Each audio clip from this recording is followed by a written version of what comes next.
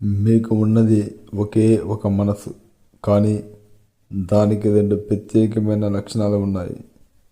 ఈ రెండు లక్షణాల సరిహద్దు ఏమిటో తెలివితేటలు ఉన్న ప్రతి మనిషికి బాగా తెలుస్తుంది. మీ మనసు యొక్క రెండు విధులు భిన్నంగా ఉంటాయి.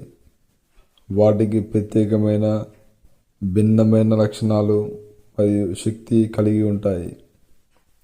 వాటి చర్యలను గుర్తించి వాడుకలో ఉపయోగించే పేర్లు ఉద్దేశపూర్వకమైన మనసు, ఆత్మాశ్రయమైన మనసు, చైతన్యపూర్వక మనసు, ఉపచేతన మనసు, మెలకువలోనూ నిద్రలోనూ ఉన్న మనసు, బాహ్యంలో లోతుల్లో ఉన్న మనసు, స్వచ్ఛందమైన అసంకల్పిత మనసు, పురుషుల స్త్రీల మనసు, ఇంకా ఇలా ఎన్నో పేర్లతో వ్యవహరిస్తుంటారు.